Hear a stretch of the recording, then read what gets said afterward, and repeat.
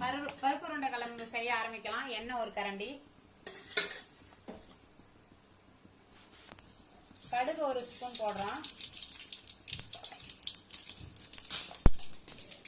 வரமிளகா ஒரு 2, கருவேப்பிலை ஒரு கொத்து,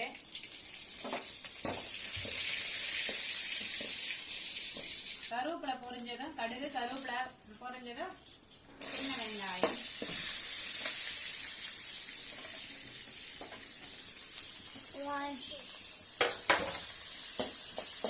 வெங்காயம் வதக்கிறதுக்கு கொஞ்சம் உப்பு, வெங்காயம் வதங்கிடுத்து நெக்ஸ்ட் ஒரு 2 தக்காளி, அதை ஒரு 5 நிமிஷம் வதக்குவோம். பொடி போட்டு வதப்போம். மஞ்சள் பொடி 1/2 ஸ்பூன், சாம்பாருக்கு உங்களுக்கு குழம்புக்கு தேவையான அளவுக்கு மிளகாய் பொடி போட்டுங்க. எனக்கு 1.5 ஸ்பூன் தேவை, அதனால குறைச்சி வச்சுக்கலாம். பொடியெல்லாம் தீஞ்சு போயிடும். சக்தி மிளகா பொடி போடுங்க, சக்தி மசால் அன்றும் இன்றும் என்றும். மல்லிப்பொடி 1 ஸ்பூனு, சாம்பார் பொடி ஒரு 1/2 ஸ்பூன். இதெல்லாம் ஆனால் கம்மியா வச்சு நல்லா வதக்குங்க. சூப்பரா வதங்கிடுச்சுங்க.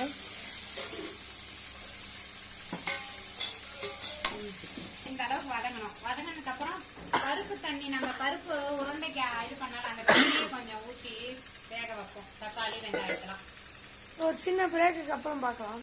வெங்காயம்லாம் வதங்கி தக்காளி வெங்காயம்லாம் வெந்துருச்சு. புளி தண்ணி கொஞ்சம் ஊற்றுறோம். புளி தண்ணி ஒரு 5 நிமிஷம் கொதிக்கிட்டோம். போடணும். குழம்பு கொதிச்சதுக்கு அப்புறம் பருப்பு உருண்டையை போடலாம். ஒரு 2 நிமிஷம் கொதிக்கிட்டோம். உப்பு பத்தலங்கிறதுனால கொஞ்சம் போத்துக்கிறோம். அந்த சைடு ரைஸு, சோறு. சொல்றா ரைஸ்னா வெறும் ரைஸு, வெறும் அரிசின்னு அர்த்தம். சோறுனா தான் அது வெந்திருக்கிறது.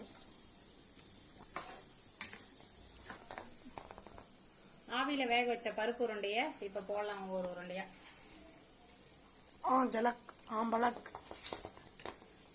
தலுக்கு புலுக்கு. சவுண்ட்லாம் அது கேட்காது. கேட்காதா?